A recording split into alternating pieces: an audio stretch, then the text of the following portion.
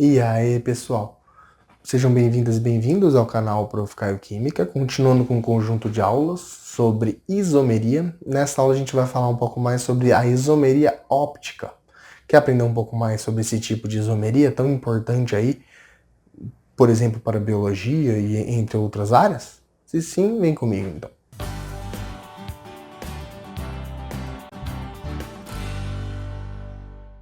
Vamos lá então, pessoal. Começar a aula sobre o último tipo de isomeria que a gente vai comentar, que é o que a gente chama de isomeria óptica.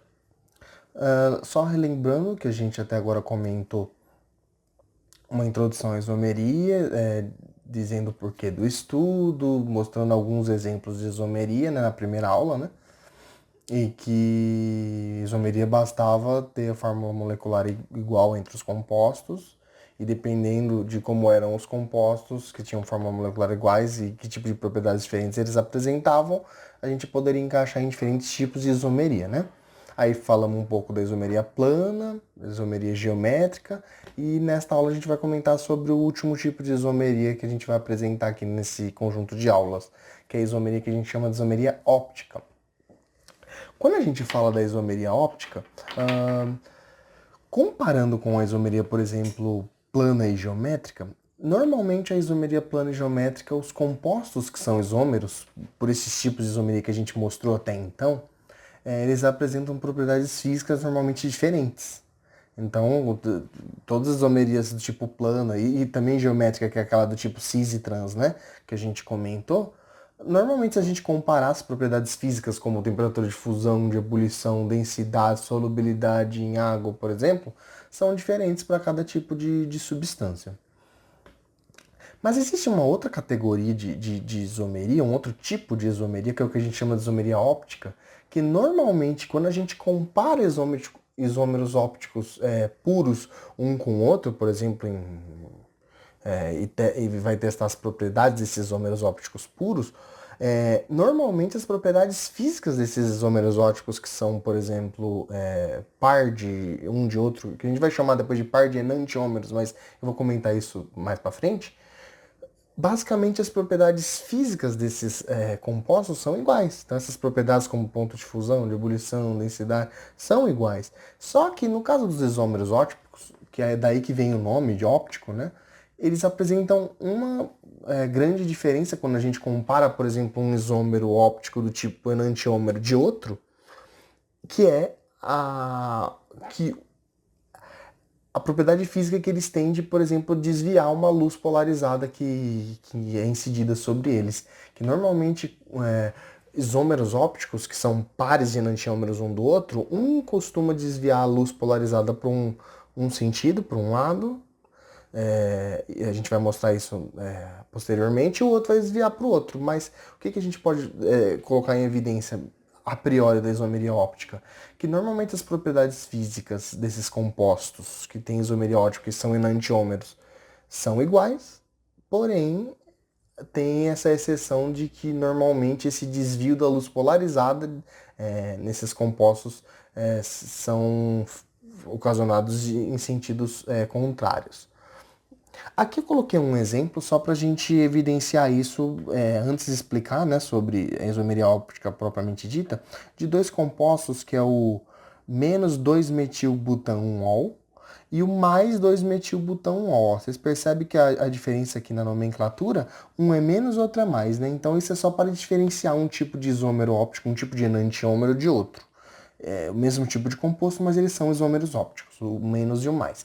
Qual que é a diferença se a gente for comparar? Se a gente for comparar com relação à estrutura plana deles, ó, é igualzinho. Então, pela isomeria plana, a gente não vai conseguir, e mesmo pela geométrica cis-trans, a gente não vai conseguir diferenciar um do outro. É só pela isomeria do tipo óptica que a gente vai realmente conseguir diferenciar a propriedade física de um para o outro. Por quê? Porque, ó, se a gente comparar, a fórmula molecular de ambos, ó, são iguais. O ponto de ebulição também, ó, são iguais.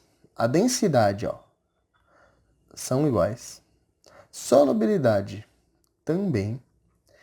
O que diferencia entre um e outro? Que se a gente fizer um experimento, incidir uma luz polarizada em um plano, por exemplo, nesses diferentes isômeros ópticos, o menos e o mais, vocês vão ver que eles vão, vamos dizer assim, rotacionar esse plano da luz. A gente vai explicar melhor sobre isso em sentidos opostos. Ó. Um vai rotacionar menos 5,9 graus para um lado, o que é o destro rotatório, que é para o lado, por exemplo, que a gente chama também de destrógeno para o lado direito, e o outro,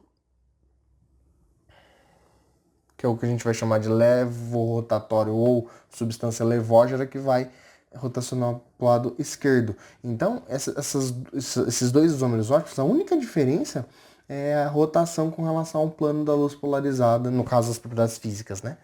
A rotação da luz polarizada é que um isômero vai rotacionar para um lado, que é para o lado direito, que aí normalmente é convencionado que é mais quando ele rotaciona para o lado direito, e menos quando ele rotaciona para o lado esquerdo, que aí vai dar essa diferença aqui nesse sinal, tá vendo? Eles rotacionam a mesma angulação, né, com relação a esse plano polarizado, porém, apesar de ter a mesma angulação, são para sentidos opostos. Essa que é a única diferença das propriedades físicas desses isômeros. E eles são chamados de isômeros ópticos justamente por essa propriedade óptica que cada um tem especificamente de desviar a luz para sentidos opostos. Vamos agora explicar como que ocorre essa questão desse desvio da luz, assim, só uma introdução para vocês terem uma noção. Normalmente se utiliza para isso de um equipamento que chama polarímetro, né? Que normalmente como que é esse equipamento? Eu coloquei aqui três, vamos dizer assim, tipos de amostras para a gente comparar. Se a gente colocar esse tipo de amostra num polarímetro, o que vai acontecer?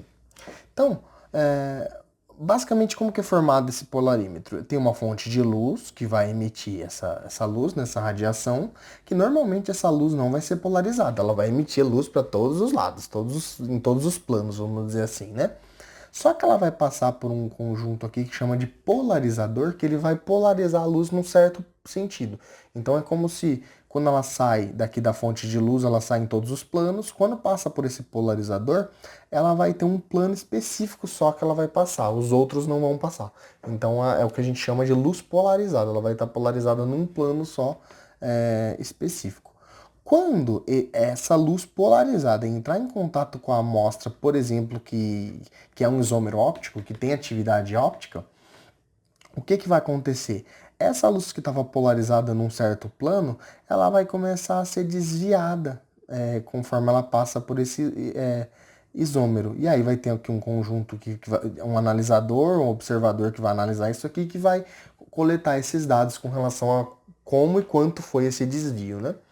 Então, basicamente, nesse primeiro experimento, está mostrando que a luz está sendo desviada para um lado como se fosse sentido horário, né? Tipo, para o lado direito. Então, num caso como esse, sempre que uma amostra desviar a luz nesse sentido, a gente vai chamar essa substância que tá aqui, que tem atividade óptica, porque a gente sabe que ela está desviando essa luz polarizada, o plano dela está sendo desviado, a gente vai chamar essa substância de substância destrógena. Esse destro vem de direita, né? Tipo, igual ao braço destro, igual tipo mão destra. Então vem de direita. Então substância destrógena, que também essa substância, normalmente esse tipo de isômero que desvia para esse lado, a gente vai chamar também de D ou mais, igual a gente tinha comentado naquele slide anterior, né? Que a gente chamou de mais o composto e o outro é o menos aquele composto. Então, normalmente quando a substância é destrógena, desvia para o lado direito, a gente vai chamar de mais aquele isômero óptico. E quando ela desvia, que seria esse experimento o B aqui, ó. Quando ela desvia para o sentido oposto, para o lado esquerdo, aí a gente vai chamar essa substância de substância do tipo levógera, que aí a gente pode chamar de L ou D menos. Então, esse D e L no final vem do D do destrógeno, né? E do L do levógena. E mais e menos justamente por questão de convenção. Sempre que ela rotacionar para um lado vai ser mais e para o outro vai ser menos.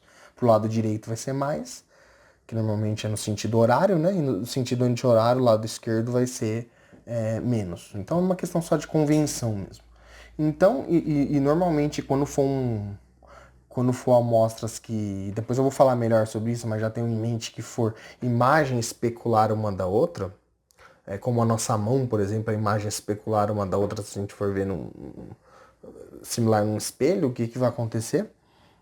É claro, isso se considerando assim que ambas as mãos são simétricas, por exemplo, é, ela vai ter essa, vamos dizer assim, essa rotação, esse ângulo da rotação, se ele for medido, em ambos, se for um par de enantiômeros que a gente chama, vai ser o mesmo ângulo. A diferença é só o sinal desse ângulo, porque um vai ser desviado para um lado, o outro vai ser desviado para o outro lado, se a substância for destrógena ou levógena.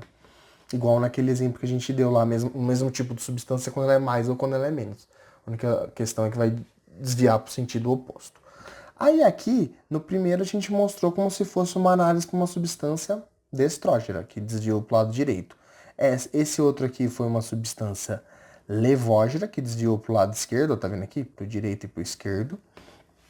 Nesse último aqui, é se for colocado uma amostra, por exemplo, sem atividade óptica. Então, uma amostra que não seja um isômero óptico.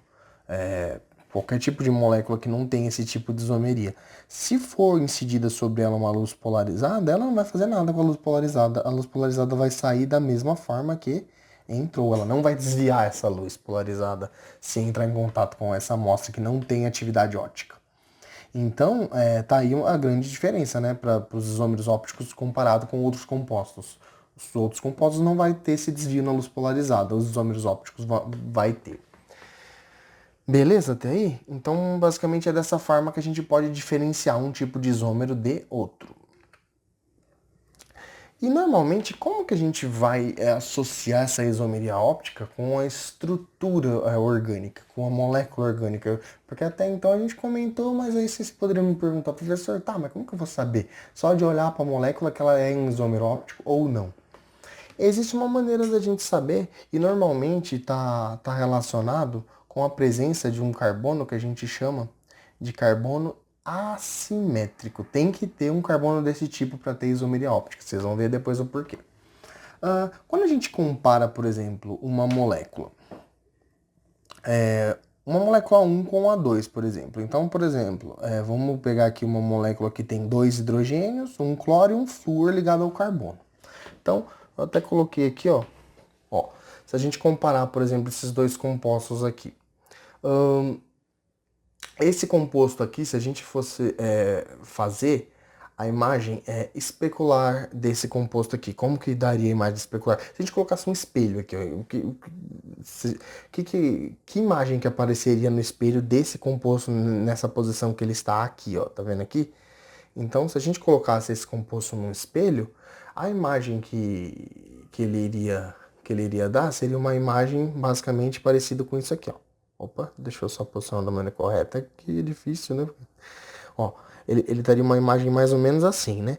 Então é como se, tipo, essas duas moléculas aqui, elas fossem imagem especular uma da outra. Aí eu pergunto, são moléculas diferentes, num caso como esse aqui, que apresenta dois hidrogênios e dois átomos diferentes do hidrogênio, por exemplo, hidrogênio são esses branquinhos, né? Será que elas são diferentes?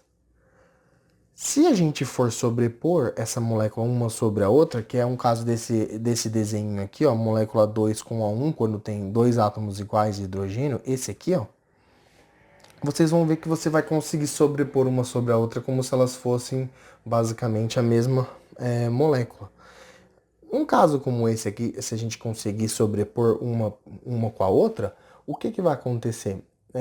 A gente pode afirmar que, na realidade, essas moléculas 1 e 2, quando apresenta dois átomos iguais ligados ao carbono, por exemplo, como dois hidrogênios, a gente fala que são moléculas iguais, porque se a gente consegue sobrepor uma com a outra, é como se a gente falasse que é o mesmo tipo de molécula, né?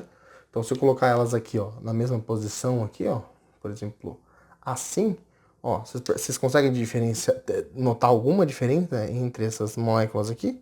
Não, né? Nenhuma. Então, num caso, elas apresentam, então são a mesma molécula na realidade. Então, num caso como esse, a gente fala que não apresenta isomeria óptica, assim como se tiver, por exemplo, ligado com três átomos iguais. Então é como a gente pegar aqui por exemplo, adicionar aqui mais um hidrogênio.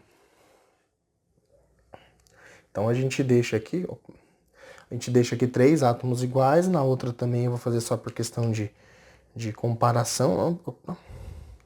Não era esse, tem que tirar esse amarelinho aqui. Então, por questão de comparação, vamos deixar aqui também com 3 hidrogênios. Como que vai ficar aqui então?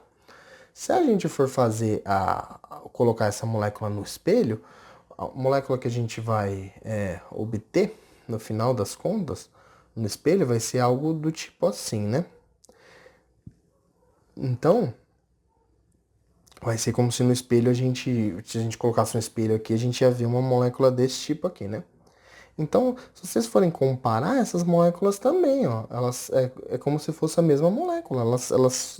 Na verdade, elas têm uma simetria uma com a outra e se a gente comparar é a mesma molécula na realidade.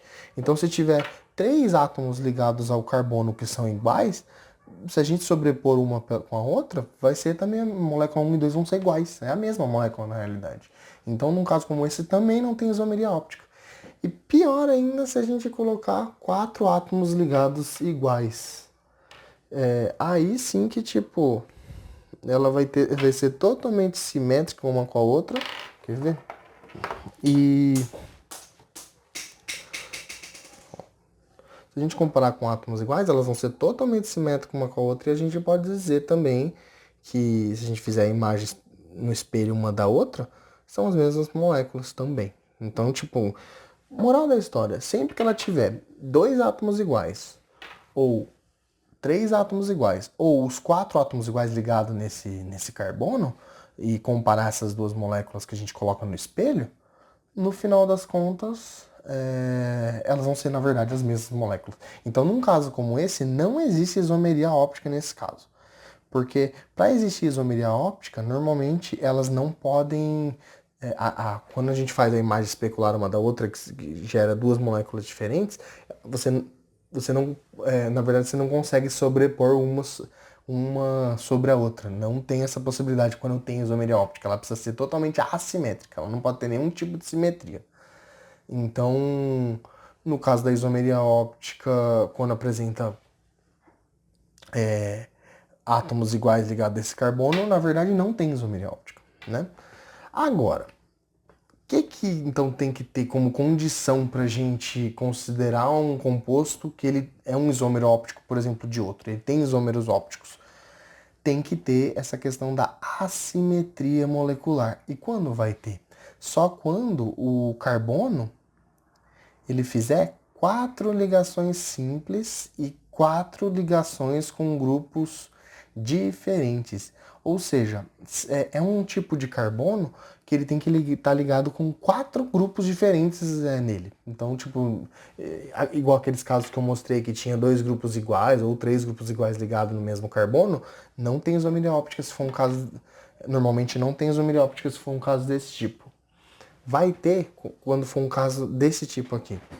Que tipo, vocês estão vendo o carbono aqui no centro, ele tá ligado com 4 grupos totalmente diferentes um do outro, tá vendo? Então eu até representei aqui com cores diferentes justamente para representar que é um carbono totalmente assimétrico porque ele tem ligado 4 grupos diferentes aqui com relação a ele. Se agora a gente utilizar um composto como esse, que tem um carbono, que nesse carbono está ligado 4 grupos diferentes nele, a gente vai chamar esse carbono de carbono do tipo assimétrico, também muito chamado de carbono quiral ou centroquiral, tanto faz.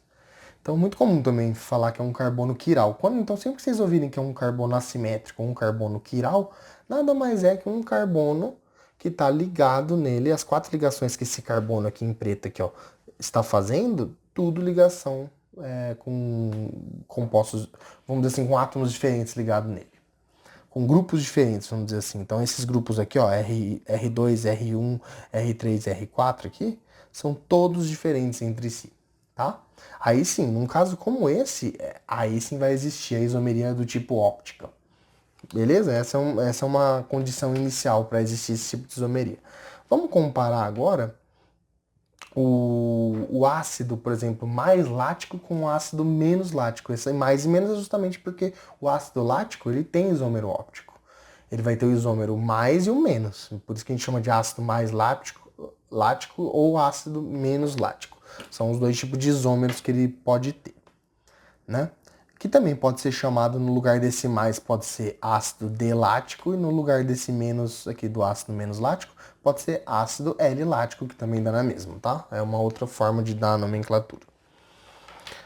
Sempre que a gente for analisar um isômero desse tipo aqui e for fazer a imagem no espelho dele, o que a gente veria no espelho para um composto desse tipo? A gente veria um composto como se ele fosse assim, ó. Então, se a gente fosse fazer uma imagem no espelho dele, o que a gente veria seria igual a esse aqui. Então, esses dois compostos são imagem especular um do outro, porque é como se eles fossem no espelho dessa forma. É como nossa mão, né? Se a gente colocar no espelho essa nossa mão aqui, a gente vai ver como se fosse essa aqui assim. Só que quando a gente tem isomeria óptica, quando a gente vai comparar essas duas moléculas, é igual quando a gente vai fazer a comparação da nossa mão, uma não sobrepõe sobre a outra. É igual a gente estava comparando quando tem grupos iguais ligados na molécula, a gente consegue sobrepor uma molécula com a outra certinho, como se fosse a mesma molécula. No caso da mão, a gente não consegue, né? Ó, se a gente tentar sobrepor uma pela outra, ó, ela não. Elas como se elas tivessem. Elas não tivessem essa sobreposição, né? É a mesma coisa no caso de moléculas que tem esse carbono quiral aqui no meio, que tem 4 ligandos diferentes. Ele tem a imagem especular dele, né? Então, tipo, se a gente comparar aqui, ó, quer ver? Opa, aqui. Se a gente comparar aqui, ele tem essa imagem especular dele, só que se a gente for tentar, por exemplo, sobrepor um com o outro aqui, a gente vai ver que a gente não consegue fazer essa sobreposição, justamente porque é como a gente faz com a nossa mão, né? A gente não consegue sobrepor uma com a outra quando tem esse tipo de caso, né? De isomeria óptica. Então, num caso como esse, que uma molécula é imagem especular uma da outra, se a gente colocar no espelho, é como se uma fosse a gente olhar uma em relação à outra no espelho, né? Ó, como a gente tá vendo aqui, ó. Opa. Vamos colocar assim, assim e assim. Fica até confuso. Aqui, então, na realidade, isso são um par de isômeros ópticos. Só que quando a gente tem um par que uma é a imagem especular da outra, a gente dá um nome para esse par que a gente chama de enantiômeros. Então, sempre que a gente chamar de enantiômero, normalmente é um dos isômeros, quando a gente chama que é o enantiômero, que tem par ainda com um outro isômero, que é a imagem especular de um do outro, como se a gente colocasse no espelho mesmo. Igual a gente está vendo aqui, ó. Se a gente colocar esse composto aqui no espelho, o que a gente vai ver mais próximo aqui na imagem do espelho? Justamente esse grupo aqui que está mais próximo do espelho, a gente vê aqui primeiro. Depois vem o carbono aqui, e o hidrogênio continua acima aqui que a gente vai ver no espelho, o OH embaixo. Então a imagem especular que a gente vai ver é exatamente essa. Ou seja, seria uma molécula como essa aqui, que no espelho a gente vai ver dessa forma aqui, né? Se a gente fosse tentar sobrepor uma molécula em cima da outra aqui, ó, quando ela tem ligantes totalmente diferentes, pode ver que esse carbono está ligado com o hidrogênio, CH3, OH e COOH, grupos totalmente diferentes um do outro. Esse é um tipo de carbono quiral. Quando a gente tenta sobrepor uma sobre a outra, vocês podem ver que elas não têm esse tipo de sobreposição como a nossa mão quando a gente compara. Então, quando a gente compara esse tipo de coisa, a gente fala que essas moléculas apresentam isomeria do tipo óptica. Então, que é o caso quando o carbono tem esses 4 grupos diferentes ligados nele, né?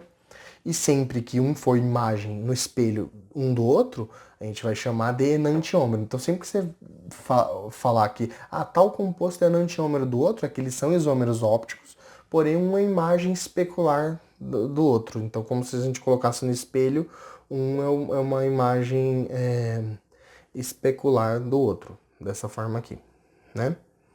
Se a gente colocar um espelho aqui no meio, é como se esse fosse a imagem desse aqui, beleza? Só que eles não são sobreponíveis um sobre o outro. Beleza, então essa é a condição para ser isômero. E qual que é a diferença nas propriedades físicas do ácido, por exemplo, nesse caso aqui do ácido mais lático para o ácido menos lático? Ó, pode ver que eles vão ter propriedades físicas tudo igual. O que vai diferenciar é só essa rotação que a gente vai ver com relação ao desvio da luz polarizada. Que um vai ter um desvio mais, nesse caso aqui 2,6, e o outro vai ter um desvio menos 2,6. Como eles são enantiômeros, que é uma imagem especular do outro, o valor do desvio sempre vai ser o mesmo, quando é um par de enantiômeros. Entretanto, o que vai mudar é só o sinal, ou seja, só para que lado cada um vai desviar. Se um isômero desvia para um lado, o outro isômero desvia na mesma angulação para o outro lado. Beleza? Então, basicamente é isso quando a gente vai falar dos enantiômeros. Só que existe um tipo de mistura de enantiômeros que a gente chama de mistura racêmica. Essa mistura aqui, ó. Mistura racêmica, que nada mais é uma mistura quando na mesma solução a gente tem a presença dos dois tipos de enantiômero, o menos e o mais que a gente estava mostrando lá, em concentrações iguais. Então, você tem 1 mol por litro de um, tem 1 mol por litro do outro enantiômero também. Se tem 1 grama por litro de um, tem 1 grama por litro do outro também. Em casos como esse, a amostra, se você for fazer aquele teste com o polarímetro e ver qual que vai ser o desvio da luz, a amostra vai ser opticamente inativa. Ela não vai desviar a luz. Aí vocês perguntam, professor, mas eles são... Tem lá, nessa mistura racêmica, tem dos dois lá. E os dois desviam a luz, cada um para um lado. Mas é que tá o problema. Quando a gente tem uma mistura racêmica, como tem quantidades iguais dos dois compostos que são enantiômeros, que são imagem especular um do outro, em casos como esse, o tanto que um desviaria para a direita, o outro desviaria para a esquerda, e acaba um anulando o desvio do outro. Então é como se no final das contas essa amostra não desviasse o plano da luz polarizada, justamente porque o que um desvia para um lado anula o que o outro desvia para o outro, já que eles desviam em ângulos iguais, né? Então, casos como esse da mistura racêmica, se a gente fizer o experimento lá, em que os dois enantiômeros têm concentrações iguais, vocês não vão ver atividade óptica nesse caso. Então não vai ter desvio da luz polarizada em casos de mistura racêmica. Aí eu coloquei aqui só para evidenciar o caso da talidomida, né?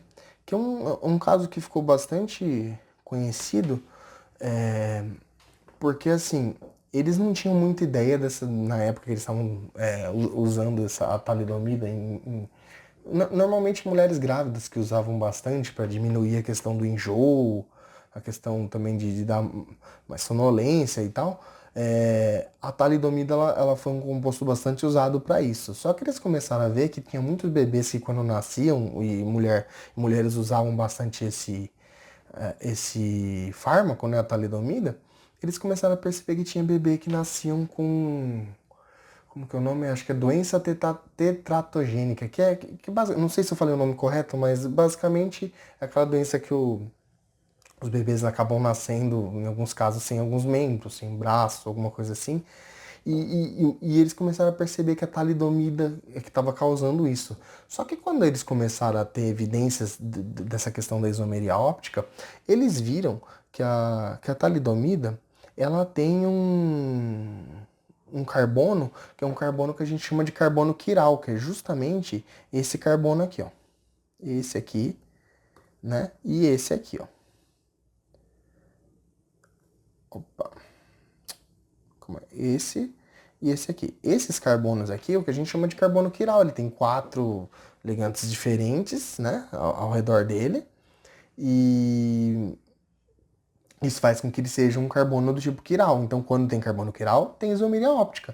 Então, a talidomida, na realidade, o composto da talidomida, se ele for preparado, ele tem 2 isômeros. Ele tem o enantiômero menos e o mais da talidomida.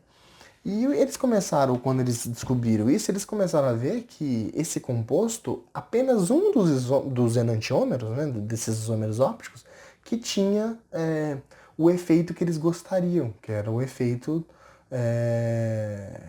para auxiliar as mães nessa questão durante a gravidez, né, de diminuir enjoo, essas coisas assim, a questão de sonolência e tal, e as aplicações que eles usavam a talidomida. Só que o problema é que eles não sabiam que em misturas desse tipo, que tinha o outro isômero também, o outro isômero causava essa questão dessa doença de quando as crianças nasciam, os bebês, causava esse problema genético, vamos dizer assim, de eles nascerem sem alguns membros, por exemplo. Então, justamente por causa dessa questão de que um isômero óptico era o ideal e o outro isômero óptico da talidomida não era, e eles não sabiam isso nessa época. Quando eles começaram a saber disso, aí sim eles começaram a ver que é necessário muitas vezes que esses compostos tenham esses carbonos que são quirais, assimétricos, tem que ter essa separação entre os isômeros, entre os enantiômeros, né? Entre os isômeros ópticos que tem desse composto, porque se não houver, cada composto podem ter, vamos dizer assim, propriedades, por exemplo, fisiológicas diferentes. Aí aqui eu até coloquei aqui o porquê que isso pode acontecer, né? Muitas das vezes, ó, que nem aqui, ó. Aqui a gente pegou dois isômeros que são imagem especular um do outro. Então são o que a gente chama de um par de enantiômeros. São isômeros ópticos. Esse é o enantiômero, por exemplo, um é o mais, outro é o menos. Né? Independente de qual deles é o mais ou o menos, basta vocês saberem que é um par de enantiômeros que tem isomeria óptica. Um é a imagem no espelho do outro. Se a gente for ver, o nosso corpo, eles têm vamos dizer assim, alguns compostos, algumas enzimas e tal, que reconhecem um tipo de isômero, uma atividade lá fisiológica do corpo, e não reconhece o outro. E aí, no nosso corpo ocorrem muitas reações bioquímicas que envolvem um tipo de isômero só e o outro não. Porque justamente no corpo tem também vamos dizer assim, algumas enzimas, alguns compostos que têm essa seletividade a um tipo de isômero. Como se vocês já viram alguma vez na vida aquele modelo que eles chamam de chave-fechadura, que tem vamos dizer assim, um encaixe perfeito, uma interação perfeita, uma interação química de um tipo de isômero que vai assim, tipo, ter uma interação perfeita com, por exemplo, um composto que tem lá no corpo, uma enzima, por exemplo. E se a gente for comparar com o isômero dele, não vai dar, por eles não serem totalmente sobrepostos um com o outro, não vai dar esse encaixe perfeito para ocorrer determinadas reações com esse enantiômero. Isso vai causar, normalmente, diferenças fisiológicas entre um e outro. Então, o corpo vai ter as reações bioquímicas adequadas com um tipo de enantiômero e com outro não. Então, por isso que normalmente hoje se sabe que é necessário, quando vai se utilizar um composto que tem isomeria óptica e pode ter né, um par de enantiômeros daquele composto, fazer essa separação antes para poder fazer a aplicação do enantiômero específico, menos ou mais, dependendo da ação fisiológica, do efeito fisiológico de cada um deles.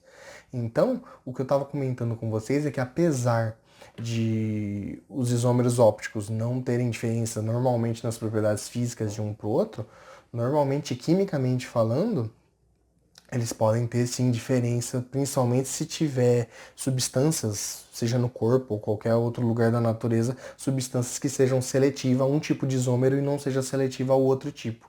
Nessa questão do encaixe mesmo, que deu uma interação química que seja compatível com um tipo de isômero e não seja com o outro, por eles não serem sobreponíveis um com relação ao outro.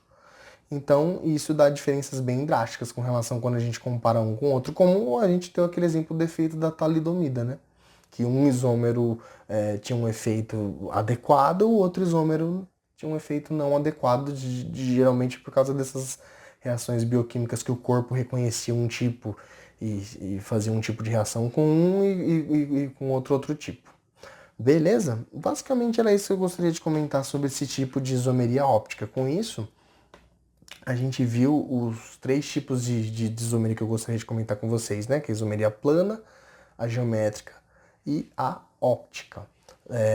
Lembrando que a plana a gente consegue diferenciar as moléculas pela estrutura plana dela mesmo, né? Que a gente tem aqueles 4 tipos de isomeria plana lá que eu comentei.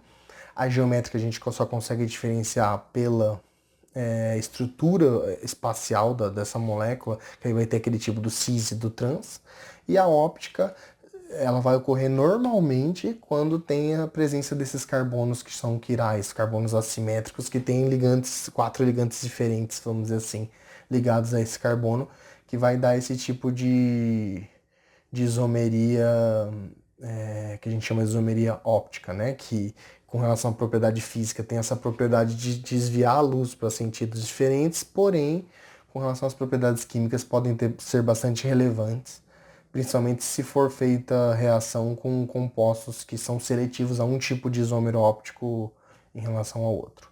Beleza? Então, basicamente, era isso que eu gostaria de comentar sobre esse conjunto de aulas aí, de isomeria. Então, espero que vocês tenham entendido. Bons estudos, continue acompanhando as aulas do canal e até mais, pessoal. Tchau, tchau.